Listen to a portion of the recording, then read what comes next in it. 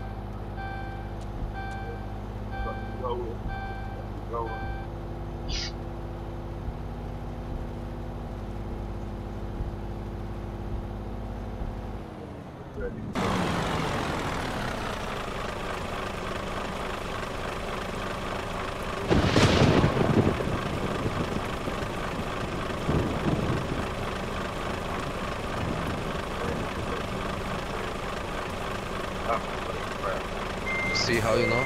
Why do you put alleged? Why you put alleged on your sentence? I saw you spoke to the referee. Did you ask him why he decided not to award the penalty? No, I told him, unlucky day for you. And because it was an unlucky day for you, it was an unlucky day for me. Because he didn't give a penalty to my team. But just that, he's a good referee. In terms of recent results, is it a lack of luck more than anything else, or is it more than that at the moment? You know, 3 penalties, clear penalties with influence in results. Herrera against Man City, Rashford against Leicester, Yoshida tonight. So that means points, that means confidence, that means a lot. but obviously we made our mistakes in defensive areas in previous matches, and tonight we made mistakes in front of the goal. That's Jose Mourinho speaking to Gary Flintoff. James says we've got a great squad, but it's like there's no game plan recently. Too easy to play against. Michael says 3 draws in a row, but should have won all 3 comfortably. Very frustrating, but I wouldn't be panicking just yet. And Ashraf says we played badly in recent seasons, but perhaps the most frustrating thing about the Southampton game was the lack of desire and passion on display. 85058 on the text to get involved, at 5Live Sport on social media. We want your thoughts. Mark Lawrence and Matt Elliott, Paul Dickoff with us. Laura, what's going on with United? We're hearing Jose Mourinho again after a match. First thing he says is I feel sorry for the referees. That, you know, yeah, well, that's the first comment that he made. Yeah, but Will, that's just to deflect the pressures. Everybody knows they're just not playing particularly well at the moment. They've not suddenly become a bad side, or they slipped to third, a point behind Chelsea. You know they're finishing the top 3, if not second. The problem is this lot that we're watching at the moment, Manchester City, have been absolutely fantastic, which is also doesn't exactly make Jose's day every weekend, does it? But I think they're a good side, Manchester United, but it's not. There's nothing great, as in there's a particular reason. They're just not playing well. They've had a period of not playing well. I agree with Laura. You know, I think it's a massive deflection away from Jose on the results they're getting, but away from anything else, I don't think a team like Manchester United should be coming out and blaming a referee's decision at Old Trafford against Southampton or Burnley or even Manchester City for that matter. They should be good enough to go and beat these teams at the minute, but they're having a sticky patch at the minute. And the manager's one of the best, if not the best, at deflecting away from the players from bad performances. Does that rub off though? I mean, you know, put you guys back in your boots, you know, from your players' point of view. We wish.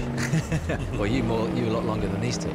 But you know, Matt, when you've got your manager on the side and you see this negativity and there's this, you know, the tantrums that having a go at the referees, that must rub off on the players over a season. Yeah, I know, but I suppose they develop a little bit of that mentality themselves. But I mean, the whinging and the excuses, the players know the real reason. I think Mourinho is vastly different behind those doors with the players. You're saying it well. It's absolutely. I mean, you go back to the most obvious like Chelsea, and Frank Lampard and John Terry's, they'll do absolutely anything for him to this day. There's so much respect for him, and I think the majority of the time, not always, because it has gone sour on a couple of occasions. You know, how do you explain the situation at Chelsea? Last time he was there, you know, it all went a bit wrong, didn't it? And you never quite get to know the truth about it. But I think he's different there. But one thing for me, I think, as a player, where he goes on about it, and Antonio Conte is guilty of it as well, when they say about tiredness. And if you keep hearing that as a player, players look for excuses, and it's a cop-out.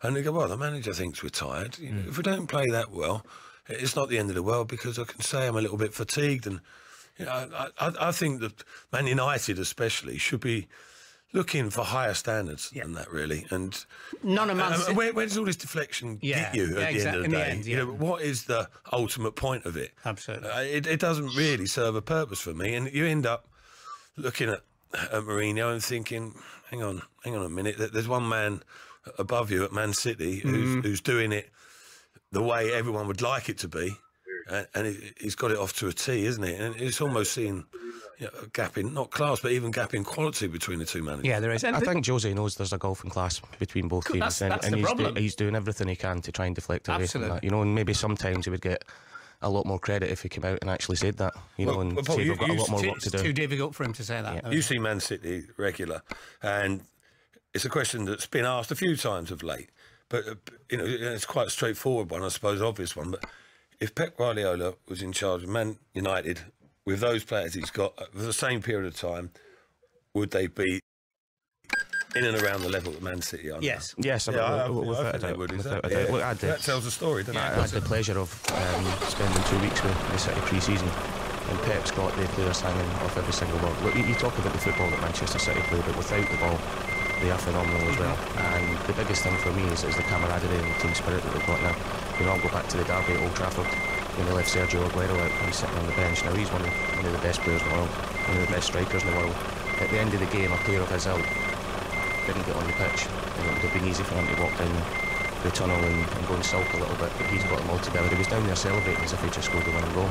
You know, as well as the football, that team spirit is something that the manager's got to create as well. And that tiredness thing is, if you're winning every week, you're never ever tired, are you? You could play next day. You seriously could play the next day. Well, on the tiredness, interesting from Paul Scholes last night on BT Sport, and he said that United look a tired team. They look like they've played 50 or 60 games already this season. Top 4 isn't even guaranteed from this moment. The players are definitely underperforming, and maybe the manager is as well. The underperforming is carrying on. It's only in the last few weeks.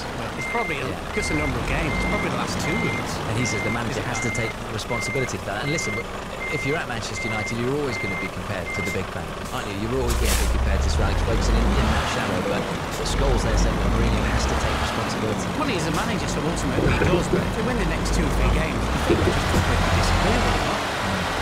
Let's go back to Selhurst Park, because there's been a huge stoppage in play, Chris Wise. Yeah, we haven't had any play for about 3 or 4 minutes now. The reason why it's still 0-0, by the way, 19 minutes played. Scott Dan, the Crystal Palace defender, is currently being stretched off here. He essentially blocked Kevin De Bruyne right on the edge of the penalty area as De Bruyne was running towards goal. It was a foul. It's a Man City free kick which hasn't been taken yet. Dan's been booked, but that's the end of his afternoon because he collided knees with Kevin De Bruyne, and it looked a rather painful one. So Martin Kelly is on in Dan's place. That is a significant blow for Crystal Palace, and it could be worse to come because Sane and De Bruyne are over this Manchester City free kick.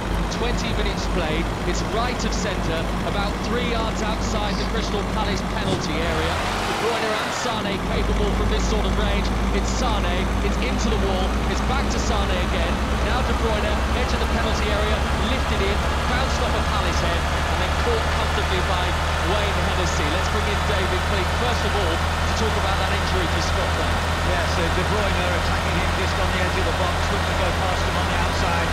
Dan came across him. We can't tell from this position whether that's an ankle or whatever, but they knew straight away, signal straight away to the paramedics to get the stretcher on. Just like to take a small time of issue with Mark there. Mark is the manager, so is Paul Hickok. You know, if you pick the team and you often are playing against what are perceived a superior opponent, if you accept that you've got no chance and just want to defend for the whole game, I just think that smacks of defeatism, because anything can happen. You can get a penalty, you can get a sending off, you can get an injury, and I just think that it's far better to be in the fight than show no fight at all. Surely you'd rather go down fighting. And isn't there a great accolade in beating the top team, a team that's supposed to be much better than you? Yeah, I agree. I don't think I say that then. But I think it's you just didn't mind the Newcastle. I Okay. That was the thing. Well, I was just bored. I switched it on. I was so disappointed. I never switched it on. No, I'm with you, but I kind of went that road because that's just Rafa, because Rafa would have had his A4-sized piece of paper out, and that would have been the whole plan. No, I couldn't agree with you more there. Do you not think that against France as well? I'm not sure I could see the team going to go more than they Man City. There's a good chance now that we 3 or 4 now. Much rather home fans, much rather see the team going for a late good goal than not in second. So still no one at Selhurst Park. David and Chris later. Scott Dan structured off for Crystal Palace. So just continuing with the Manchester United chat. Paul Pogba specifically, though, Scholes was quite strong on Pogba. Where is the Paul Pogba I saw in practice? All over the pitch, impacting, tackling, he was sprinting to people, he was scoring goals from 25 yards out. Now, Scholes says, he's controlling 3 games. Well, he's just not playing well for them to pick back the side. If you said tomorrow to all the big teams, would you take Paul Pogba? They would all take him. But absolutely, and maybe they just haven't got the right position for him in Manchester United. And Manchester United are a little bit negative. The manager's glass is half empty. Always. Everyone at the beginning of the season was talking about, what a signing for United Matic, just because it releases Pogba to go forward, and this new lease of life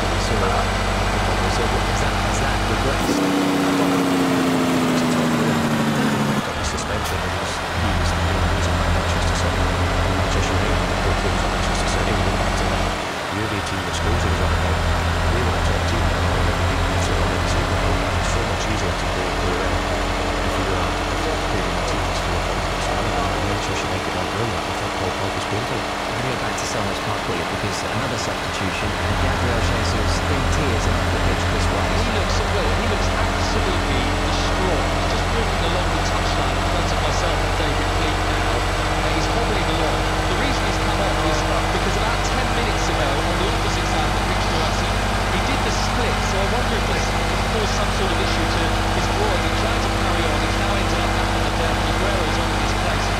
David, I mean, he is inconsolable, isn't he? He's a young player, and obviously the emotion of the club's thinking immediately that he's not going to be too involved in the rest of the season. Quite a serious problem is considerably upsetting. I can understand that. Well, just because of the nature of the injuries for Dan and now for Jesus, there hasn't really been a real genuine flow to this game so far. That might suit Crystal Palace. 24 minutes played, 0-0. Well, if he was that seriously injured, why didn't he let him walk on? With all the medical science people who've gone like, well, sit him down, stick him on a stretcher and take him off. It's ridiculous. It's a lot of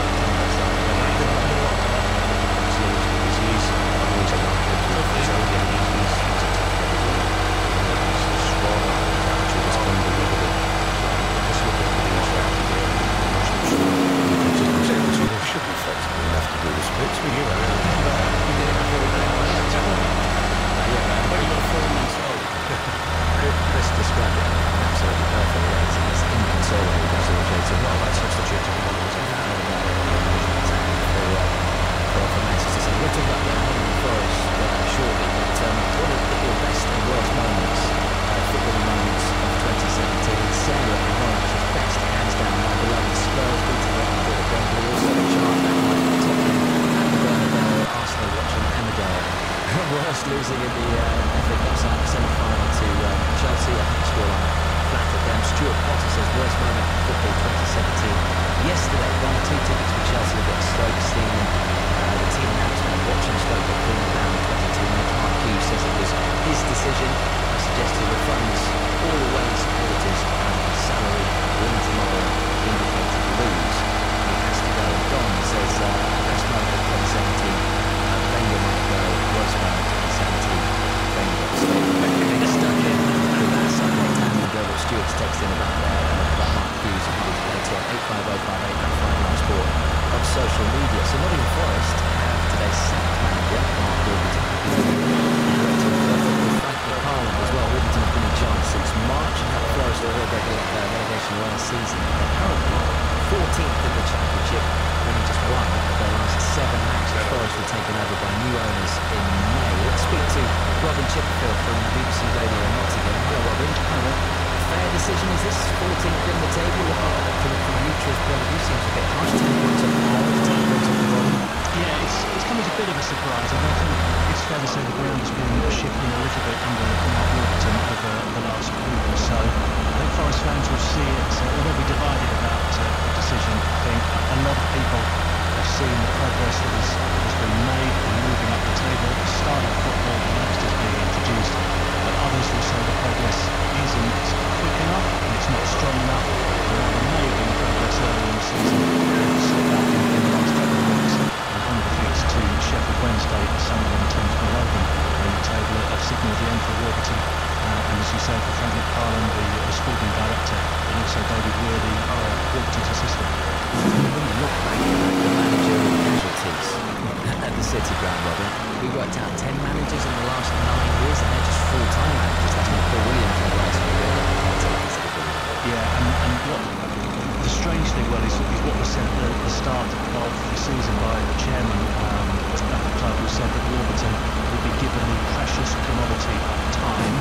The club was coming out of intensive care after 5 years of ownership by Carlos Alvassari, and it did seem as though whatever happened this season, as long as they didn't get sucked into a relegation battle, that Warburton would be given the time to turn it around, have a couple of 3 transfer windows himself to bring in his own players. Because you look at the squad, there are so many players from so many different managers over recent years that it is in a very difficult situation. And now a new manager comes in with January to strengthen, but also to work out the best way forward, what kind of style he wants to play, what kind of football that he wants to see from his squad. How did this go down with the Forest fans? Were there no reason for frustrations? Yeah, there have been for a couple of weeks. I think everybody was united behind Mark Warburton. As I mentioned, so to see the progress and the start of football, the youngsters coming in, but a fair, I would say it's still a minority, but a sizable chunk of supporters have lost patience with Warburton. They couldn't see it progress.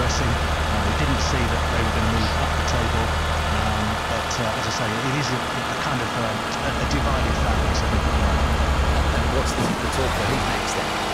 Well, you look at the bookmakers' odds, and there's nobody kind of standing out, but the usual names, if you like, the likes of Aitor Karanka, Gary Monk available, of course, as well. Roy Keane was apparently at the game yesterday, former Forest midfielder, but obviously very much involved with Ireland, so he may have just been watching the Irish contingent amongst two of his former clubs as well.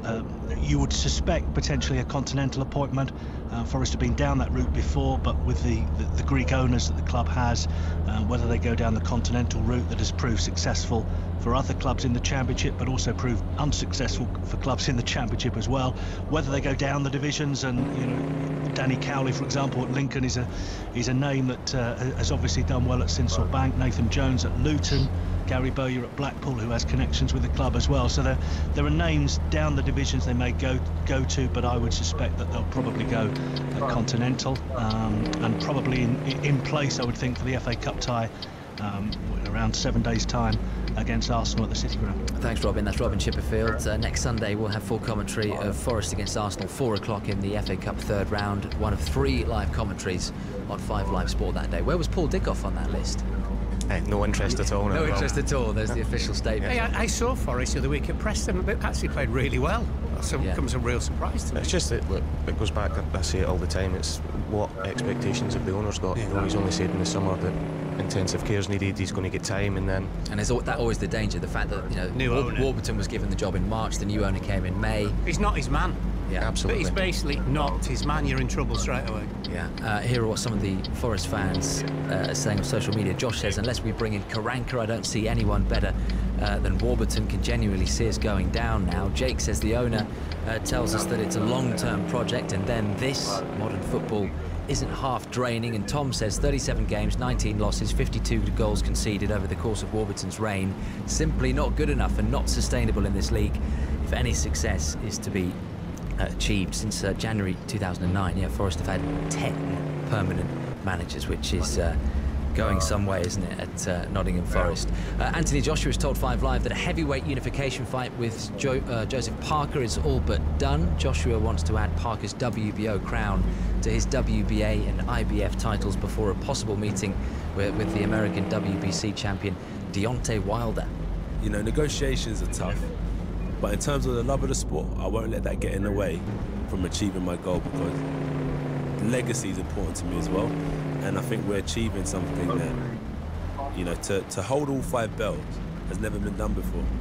So I won't let negotiations get in the way of securing my legacy and what I could achieve in the sport. So I think we're 95% of the way there with completing with Joseph Parker. And when would that be? End of March, I would say. And in this country? It has to be, yeah. You know, the British support, what we're achieving here is phenomenal. Tyson Fury, does he figure in your plans at all? Of course, he's a lively opponent when he's fit. So I think he has his own battles and demons to face, and once he's got over them, he's more than welcome to enter a ring with me. It's something that we should be focusing on this year, 2018. You can hear more of that interview with Gary Richardson by downloading the Sports Week podcast from the 5 Live website or your usual podcast provider. England's head coach Trevor Bayliss has hinted that Moeen Ali will retain his place for the final Ashes test in Sydney. We'll hear from Trevor Bayliss before 1 o'clock this afternoon. Meanwhile, Dawid Malan is set to be named as Ben Stokes' replacement for the series. Stokes is not flying out to Australia, despite being named in the squad as he continues to await news of any possible charges from the Crown Prosecution Service. That follows that incident outside a Bristol nightclub back in September. Premiership leaders Exeter host Leicester today. That's live coverage on Sports Extra from 2:55, and Phil Taylor is on course to finish his career with a record 17th world title. He faces Rob Cross in the PDC World Championship final later. We'll be back at Selhurst Park after the news to keep you up to date with what's going on between Crystal Palace and Manchester City. First, here's Laura Harms. More live Premier League football than anyone else. This is BBC 5 Live. It's reported 4 British people are among 6 who've been killed in a plane crash in Australia.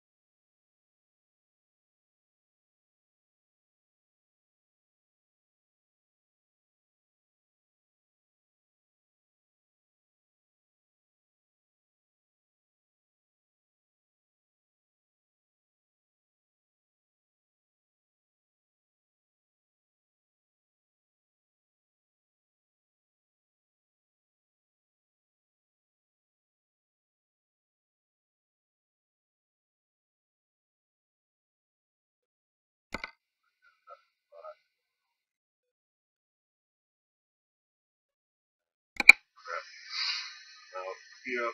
This game is updated 1.30. 2.2.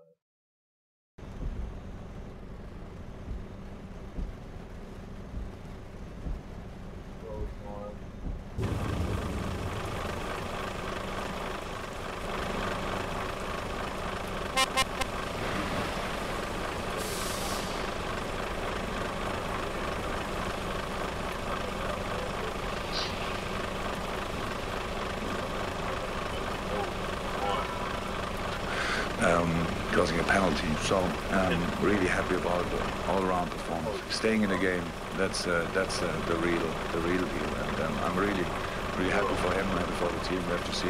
He was limping after one sprint. We have to see what that means. Probably not a lot of good news around that. Jurgen Klopp speaking about Mo Salah after the Egyptian scored twice as Liverpool beat Leicester City. Listen to this: Salah, 23 goals. Right, he's scored more goals in all club competitions this season than 8 Premier League clubs. Crystal Palace, Burnley, Brighton, Swansea, West Brom, Huddersfield, Southampton, Newcastle. Matt Elliott, with your defending hat on, is there a harder player to defend against in the Premier League? Right, and we can see what he did to Harry Maguire. Nice goal. Great for himself. Well, he's done similar in previous games against other defenders, and he actually did similar in the game yesterday himself. Against Christian Fuchs and Maguire early on, they didn't learn their lesson. I think he's succeeded. I think they're still to an extent. People are learning fast enough. But he's so wiry. He's almost made of rubber. He looks very slight, as you mentioned there. And I think certainly yesterday, that's all the game. Leicester were a little bit casual, believe it or not, in their defending up against him. in terms of the physicality. He's not afraid to receive the ball back into defenders. And I think they think, because he looks so lightweight, I'm just going to brush him aside and they'll take the ball off him, but they don't. And by the time they realise that they should have been more concentrated and more aggressive with him, he's gone.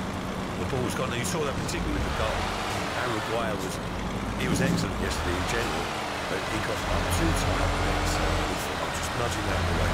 He couldn't see the ball. The ball's gone missing. It was a fatal mistake for a defender. He should have been lower, give himself half a yard, get his arm out, so if he does turn, he can brush him aside and use his attributes that way. But he didn't. He lost sight of the ball.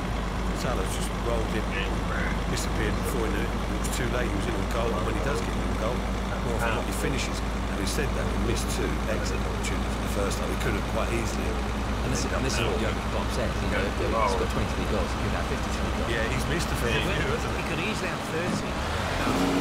Honestly, easily have 30. He missed a lot of chances. The thing is, all these lads do weights now, don't they? And you forget, the upper body strength, even the slim ones, is much improved. So basically, he's Paul Dickoff with a beard. That's what you're saying. And talent. And a left foot. He might be a little bit quicker as well. So, go on, Laura. What do you do then, Laura? How do you defend against this guy? Well, you've got to try and stick him on his right foot. Easier said than done, most definitely. Because if you look at all his goals, it's like he cuts in, and just picks out the corners all the time. I think it might be a case where, whoever plays against him is like, because he plays majority on the right, is play a right-footed left back against him. Because if he cuts in, he's coming onto your strength. And I've seen it done quite a few occasions, and it can be really good. But the left-footed defenders who play against him obviously want him to go down the side of them, because that's their strength and that'll be their natural tackling foot. But a right-footed left back might just make all the difference. And when you're Chelsea, and I know we've talked about this a lot, Paul, but you look at what De Bruyne is doing, you look at what Salah is doing, and they must feel sick. The whole club, from top to bottom, the whole hierarchy of people that let those guys leave. Yeah, they must have, and I think questions have got to be asked. But I think it was Frank Lampard that was speaking of it a couple of weeks ago in an interview that I heard, and they were talking about De Bruyne when he was at Chelsea and Salah, and they said you could tell that they were top talented players, but Chelsea were playing that well, and they were that strong as a team, and they were winning the Premier League at the time. And competing at every level was so difficult to get every team on the same level. So you can say it was a mistake, but at the time, and they've got the players they've developed. Yeah, and they've crossed the Netherlands as well, haven't they? De Bruyne is known for stroking the ball around, passing, shots on goal, etc., assists, scoring goals. It's work there. It's unbelievable. I mean, I don't think it was like that at Chelsea, was it? Never given the opportunity, perhaps didn't have the mentality, but you would have thought last week would develop that and drive it into it. But you see him probably run backwards enough. Yeah, exactly. But But the game's littered with players like that who just haven't quite made it at a club and whatnot. Look at Manchester United, the number of players that they've let go and they've all gone on to be top players. But that's what, as the boys say, it's about maturity, moral players, it could be settling, could be not, and then all of a sudden somebody else offers you big money for them, you kind of think, he's not going to be in my team, so you let him go. And at 25 years old then, Mo Salah, he's only getting better, Laura. Has he got the potential to be an absolute world beater, to be a player? Well, he has at the moment, but the game must just be so easy to him at the moment. Yeah, we spoke about De Bruyne, and Salah's up there. Player of the season so far, Mo Salah. Not easy, I mean, you've got Harry Kane, he's not having a bad time, is he? Silva's there on the edges, isn't he? I think we mentioned the top 3. You take a pick. All 3 of you that have got obviously I'm a bit biased. I would have to go with Kevin De Bruyne. I just think his assists, his work rate that we're talking about, his goals, and the influence he's got on the team as well is huge. That's what I was saying. I mean, how can we go against Harry Kane? The goals that he scored in a side that's not playing at the top of their level, he's still producing, but De Bruyne is a man for me. I'll go Salah on the basis that in a complete new signing, you're never quite sure how they're going to fit in. And he's just been an absolute revelation. Yeah, I know we spoke to you, Matt, about Claude Puel only 2 nights ago, but off the back of this game as well, which really expected Leicester to go and win it out here. where does he sit with you now? As a Leicester hero? Because there'll be a lot of Leicester fans hanging off your everywhere. Not so sure about that. But I think he, initially people were sceptical. He got to the point really because, unfairly so, I think, he was labelled in a very severe way for being dour as a person individually, which is neither here nor there really. Perhaps down the line, inspiration-wise, you worry will he have an effect on the players. But it's the style of football. He's actually, in contrast to the expectations, he's tried to be proactive and get Leicester being more of an attacking based side, really, because they won the league on the counter pretty much, rapid counter attacks, and that's probably the consequence of why some teams are actually sitting back and trying to replicate what Leicester did, but they haven't got the Mahrez and Vardy who are absolutely on fire then. But that's the point here. Just on that, you surprised him to Mahrez and Vardy off or not? Mahrez, no, because he was a major problem for Leicester yesterday. Young Robertson, left fullback, was lovely against Daniel Amarty, the makeshift right back. People were critical of him. I actually thought he did okay because he was playing 2 against 1. Mahrez was doing a lot more. I think he's under instruction a little bit, just hanging out and waiting for chances to come his way and the counter. But to work hard and cover outside of it. Yeah, really good. But he had the quality of deciding whether to take Mahrez off or not, because even when he played poorly, he was always capable of spectacular. Vardy had a kick. So that was the reason for him coming off. But the other thing as well, he's got Mahrez playing, hasn't he? He has, yeah. Just to go back to your question, Will, about it. Well, he's been very inventive. Just more movement in their attacking areas, more rotation in front players on the pitch, and from game to game as well.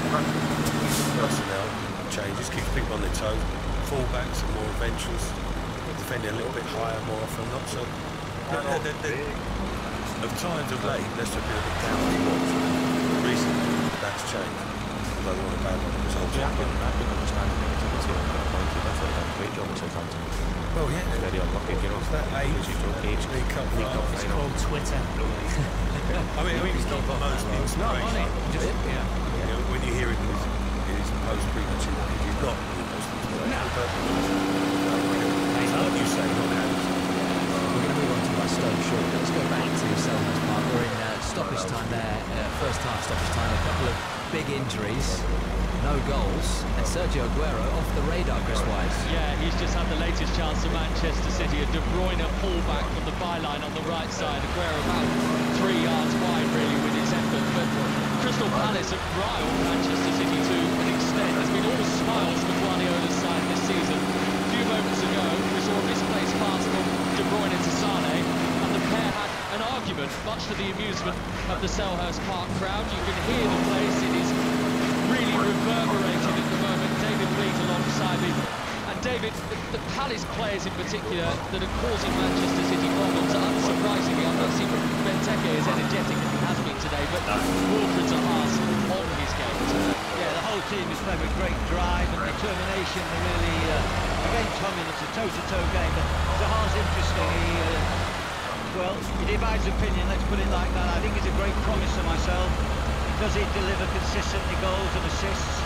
I'm not quite sure, but I have to say, running from the halfway line with the ball, he is an exciting player because he can really dribble brilliantly, and at times he's made it very difficult for Walker, who is very, very quick.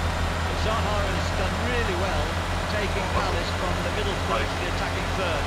But when he gets to the final third, and we've just seen a foul by Walker on Zaha. Zaha is the main threat, but what we want to see from him is when he gets into that final third, an incisive pass or a clean shot at goal. That's what he's missing from his locker. But in terms of dribbling, my word, he's exciting. He's been linked with a move, of course, away from Palace during the January transfer window. Roy Hodgson says that the club are going to keep him. It's the sort of game he'll want to impress him. We've got 2 minutes of that 6 minutes of stoppage time to play. Palace is still holding Man City 0-0.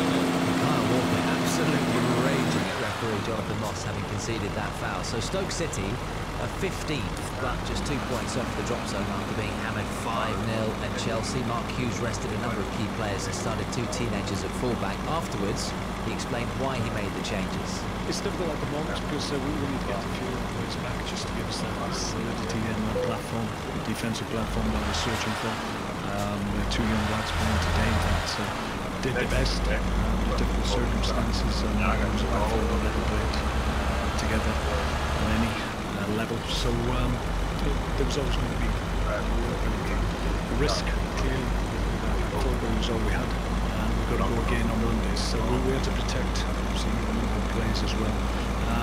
So under them circumstances, was my decision. But the feeling is that now we're in better shape, obviously, for the game on Monday. If we win, which we intend to, then we've had a decent Christmas period. If we can get 2 wins and a draw, 4 games, that's a good return for us. So Mark Hughes, Laura, talking about the game on Monday. I think he said the game on Monday 3 times. All the eggs are in that basket against Newcastle. He's clearly that affected his team choice at Stamford Bridge. Lose that game against Newcastle, this could be what most of the Stoke fans want, wouldn't it? Well, I'm not sure, because do they want him sacked? Do they want another manager? I have absolutely no idea, but no, I think definitely it's just the fact for him that he has to beat Newcastle or Scrubben themselves, but he works for a football club who the owner, Peter Coates, is an absolute top man. He doesn't react just to a few defeats. He's the kind of guy who come down in the dressing room, manager's office, have a chat with him, how can we help you, what do you need? But I think because of the nature of some of the results as well, he has to win on Monday. Or is that tomorrow, Cameron? It's tomorrow, isn't it? What day is it today? Sunday. I'm not been to church today. I've missed that. I've played under Mark for 2 seasons, and he would be in the earmark games, especially in the Christmas period where you're going to win. Going away to Chelsea without a recognised defender, he's probably thought that we're up against it anyway. And the big game for them is Newcastle. If they go and beat Newcastle, it looks genius. If it doesn't, it's pretty self-evident. They only had 1 shot in the entire game yesterday. They conceded 5 goals or more with 3 Premier League games. That is the problem with this, because normally he's playing against Stoke and he's never getting anything.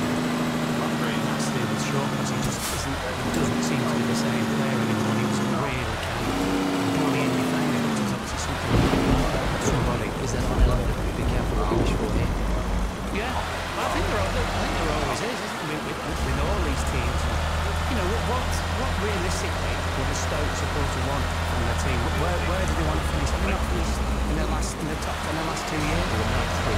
So, are they going to finish higher? Or if they get an extra 50, 60, 70 minutes, that doesn't even guarantee that they'll finish higher. I think it's one of those that it's like, oh, the manager's been here that long, let's have a change. But as you rightly say, be careful what you wish for. I think with these 3 top 10 finishes, we've probably overachieved in that. You know, fans then think that we should be qualifying for Europe, where we've got to be realistic and look back over 3 seasons and see how fantastic we've done. And we're probably, alright, not where they should be in the league, but mid-table for Stoke team is in this Premier League at the minute is a great achievement. And don't you think now Mark Hughes at the stage where Tony Pulis was exactly the same? Well, just exactly the same when Tony Pulis was at Stoke. I think he did a really, really good job with them, and it's all of a sudden the football's boring, the football's this, the football's that. Well, if you get relegated, it ain't boring, is it? Is the football boring at Selhurst Park? Half-time whistle's gone. Chris Wise. Absolutely not. Really good first 45 minutes to watch. Palace 0, Manchester City 0. The main chances for both. Aguero's hit the post. That was via a deflection of Wiedevoud. For Crystal Palace, Van Aanholt's early effort from 30 yards out, also taking a deflection and causing Ederson to sprawl to his left-hand side to turn it away. We've seen injuries for both as well. Dan was stretchered off for Palace. Jesus was in tears when he left the field to be replaced by Aguero. That looks like a groin injury. David Fleet, Newcastle were criticised a few days ago for shutting up shop against Man City. You cannot label that on Crystal Palace. They've had a go at the Premier League leaders here. Yeah, they certainly have. They have every chance of winning this game if they can get that first vital goal, and they've had several set plays, corners, particularly coming from free kicks, where around the box, Zaha, as we've said, is unpredictable but very clever. But what a spectacle. It's a really good game, and the applause from the crowd at half-time Well, the decibel level must have rivaled Celtic Rangers. It was fantastic. Roy Hodgson clapped the crowd as he went off. They've really appreciated what Palace have done in this first half. Not that City haven't played well, the way they've got the balls out to Sane with crossfield balls. 5 different players have hit magnificent crossfield balls out to him. He's really getting his boots white on that far touchline. De Bruyne, so far, in and out, 1 or 2 passes astray. But generally speaking, City, of course, still a threat. Such brilliant counter-attackers. Tactically, David, has Roy Hodgson got it right in terms of the way he set his side up today? Well, it's as Mark said earlier on in discussion, that, it depends on your players. You have to believe that you've got the players to do it. I mean, Palace counting back wings are hard, very quick. Benteke will hold the middle and keep 2 centre-backs occupied in his own way. So they have got the players to play up the field. I think Riedewald, the Dutch boy, is doing a good job in midfield today. Particularly, he's playing in there with Milivojevic and Kavai just slightly in front of them, and they're working very hard. They're getting tight at the back, they're making it difficult for City. It's just a pleasure to be here. It's a tremendous game. It's Wiedewald's first Premier League start since the opening game of the season, when Palace, of course, were beaten comprehensively here by Huddersfield. Last 2 games between Man City and Palace have finished 5-0 to Man City, 0-0 at half-time today. Yeah, it's hard to believe that the first 7 games of the season, that's 630 minutes by my reckoning. 7 games, Palace did not score a goal, and I don't think there was many people thinking after that tragic start that they had, wrong word tragic, terrible start that they had, that they could pick up and maybe escape even a relegation. But 7 games, no goals, bottom of the league. I have to say, if they continue to play like this, they'll certainly get to halfway at the least. On for a point here, 0-0 at the break. Thanks, guys. Back with David and Chris for the second half. You can watch highlights from Salmond's part of match.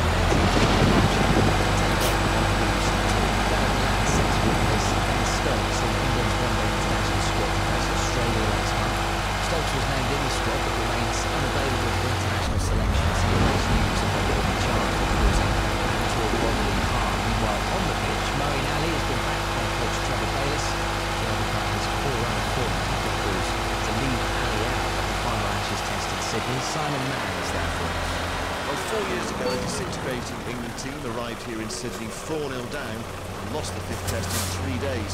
This England side is 3-0 down with the Ashes long gone, but the players have continually emphasised the collective determination to take something from the series, and there was clear evidence of that at the MCG. The prospect remains of many of this team and indeed squad, featuring New Zealand in March. The immediate focus, though, is on Moeen Ali's place in the side. Moeen has missed only one of England's last 49 tests since making his debut, and that was because of injury. But in this series, the averages another team in the back. He's taken 3 wickets and 35 each. Former England spinner Graham Swan, part of the Test match special team, has serious concerns about Moeen's form. Well, his confidence has gone down. His place in the team has to be in jeopardy. Unless they play 2 spinners, I can't see how you can fit Moeen to the team. His confidence is so low that bring ball and revolution. There's no end comes in. The skipper Joe Root wasn't able to set or bring the fielders on. He wasn't able to bring a ring field and entice David Warner to hit over the top. He was forced to have a deep mid wicket, a long off and a deep cover. Which, when your captain's saying, I'm not sure whether you're going to be cut, pulled or driven, that's an awful sign for a bowler. So that won't have done his confidence any good. Adversity, when Joe Root bowled himself, he felt confident to bring all the fielders in, which says a great deal about how Joe subconsciously rates his off-spinner at the minute. So I feel for Mo, because it's not his fault. No one gets into a run of bad form on purpose. And you saw from his batting, it was so mentally jumbled, his thought process, even though I thought it was the right thing to do, come out and attack and be positive. I think it showed that he's fighting demons at the moment. England captain Joe Root gave his support to Moeen after the 4th test, although he did stop short of saying he'll definitely play in the 5th. Wicketkeeper Johnny Besto, though, says Moeen is definitely England's best 11. Absolutely, the guy is second fastest ever to 2,000 test runs and 100 test wickets. So I think that's unquestionable to even think that he's not in that best 11. He wouldn't have played the first 4 test matches if he's not in that first 11. And I think that there's not many finger spinners that have come to Australia and bowl teams out. So I think it's very important to get behind the road and take the game away. That's something that, whether it be this next game, whether it be the first test match in New Zealand, the talent and the capabilities of Leg spinner Mason Crane is England's other spinning option. He's still waiting for his debut, and he might have to wait a little longer. Much depends on the SCG pitch, as coach Trevor Bates told Henry Moran. In history, it's sort of been a wicket where you can play maybe two spinners, but just the last few years it's had a fair bit of grass on it. They haven't actually played a Sheffield Shield match there this year, and it looks like it's got a lot of grass on it, so we'll just have to wait and see what the wicket's like before we really think about the team. Moeen Ali's clearly been struggling. We've reached a stage where, in some respects, he needs a break. Look, I'm not sure about that. He's always a guy that likes to keep playing, but look, I've got full confidence in him going forward, to be honest. I mean, it was only 2 months ago we were talking about how he was one of the best all-rounders in the world. Now that he reached that milestone of 2,000 runners and 100 wickets, quicker than just about everyone else. So I think, look, long term, I've got any problems. I mean, he's just like any other player. Sometimes you're not scoring as many runs or taking as many wickets as you would like. Fine recovery from some of the senior players, essentially. Stuart Broad in particular. Did you ever have any doubts about their ability to do that? No, not whatsoever. I mean, the best players, that's why they're the best players. They're able to come back from games where they maybe haven't done as well, and with that pressure on them, I mean, that's why they're champions. They're able to come back time and time again. Australia have included left-arm spinner Ashton Agar in their squad in case the SCG pitch does offer turn. England supporters will remember him from the 2013 series in England when he scored 98 as a number 11 on his debut at Trent Bridge. I don't really look back on that too much. They're great memories, but I've certainly moved forward since then, and I feel like I've improved as a player. Great times though, yeah, no doubt, but yeah, I've just grown up a lot since then. Life experience and cricket experience, so as anyone does. 24 now, so I guess I'm still reasonably young, but you can't really say that anymore. Like, the time's now, and I'm just going to give it a good crack. England have 2 days off before they begin their preparations for the Sydney Test, which starts on Thursday. 10 players have played all 4 tests so far. If England were to make a change for Sydney, then Crane for Tom Curran, a horses for courses selection, appears more likely than Crane for Moeen. If Moeen is left out, Chris Woakes would have to bat at 7, 2 places higher than earmarked, before England's tour plans were upset by the loss of Ben Stokes. Yes, we're back there again. And the final Ashes Test begins late on Wednesday. Commentary, as ever, on 5 Live Sports Extra. Still to come today, we've got live commentary of West Brom Arsenal at 4:30, and we're going to be talking about Arsenal, Arsene Wenger, as he prepares for that 811th league game in charge, a new Premier League record. He has a big decision to make about Alexis Sanchez as well, with the transfer window open tomorrow. Sanchez free to talk to foreign clubs and sign for one of them in January. Should he keep him until the summer, or should he try and sell him? Text us, what do you think? 85058. Tweet us as well at 5 Live Sport, and we want your best and worst football memories of 2017, your best moments of the year. Get in touch, 85058 at 5 Live Sport. First, the news on 5 Live with Laura Harms. More live Premier League football than anyone else. This is BBC 5 Live. The Foreign Office says it's in contact with officials in Australia after reports that 4 British people died in a seaplane crash near Sydney. New South Wales police say divers have recovered 6 bodies. The plane crashed into the Hawkesbury River near the suburb of Cowan. Theresa May insists the government will not just focus on Brexit in 2018. In her New Year message, the Prime Minister says schools, the police and health service are also priorities. In his message, Jeremy Corbyn says a new Britain under Labour is closer than ever. Organisers of Hogmanay in Edinburgh insist Storm Dylan shouldn't affect tonight's celebrations. Winds of up to 80 miles an hour are expected in places. In London, tens of thousands of people will see in the new year watching a large fireworks display. Security has been reviewed for the event following terror attacks earlier this year. Superintendent Nick Aldworth is from the Metropolitan Police. You will see uniformed police officers, you will see uniformed private stewarding and security, you'll see barriers. You may see technical systems such as CCTV cameras and messaging boards. What you won't see is a number of covert resources that will be deployed alongside them, helping us to identify anybody that would wish to be troublesome and cause us harm. Anti-government protests have continued in Iran following the deaths of 2 demonstrators in the city of Beirut. Local officials say there were shots, but insist police didn't open fire. They blame foreign agents and agitators in the crowd. The government is using artificial intelligence to catch gangs claiming benefits under fake identities. The Department for Work and Pensions has developed software to detect large-scale fraud. Our political correspondent is Emma Varda. In the past, they've largely relied on job centre staff to spot anomalies, but now AI is going to be able to scan millions of pieces of data and pick things up that might otherwise have gone undetected. And those kind of things are like, say, phone number perhaps, or something in a similar style, which is filling out several different false claims. And the government has accused the RMT union of causing misery for train passengers with a 24-hour strike. The walkout over working conditions is affecting southwestern and cross-country services. The Ashes, the fifth test, live from Sydney. Smith cuts.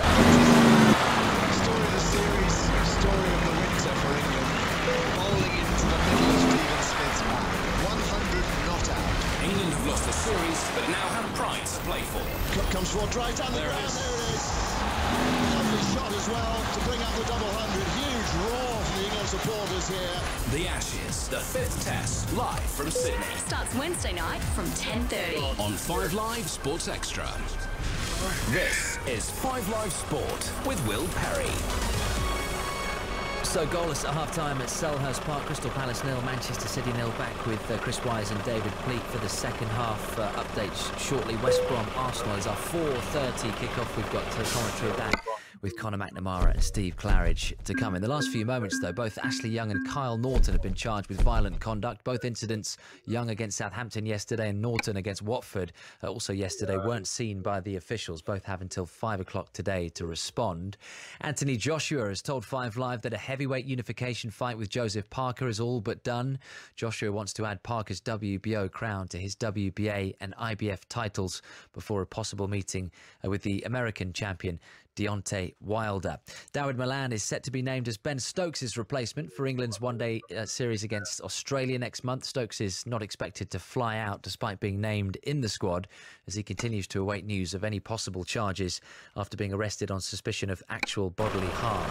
Leaders of Rugby Union's Premiership, Exeter host Leicester today. There's live coverage on Sports Extra from 2:55, and Phil Taylor is on course to finish his career with a record 17th world title. He faces Rob Cross in the PDC World Championship final tomorrow.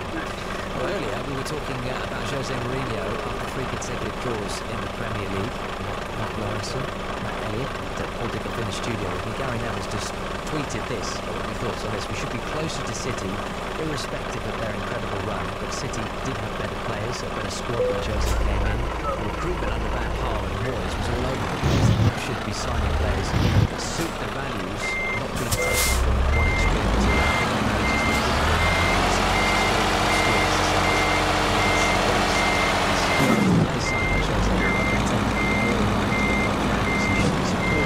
In the transfer market with more players that meet the I think I agree with more of it. It's just the fact that the thing about recruitment is absolutely spot on. They should be closer to Manchester City, even given City's unbelievable start to the season, the first half to the season, most definitely. But I think the other thing as well with Manchester United and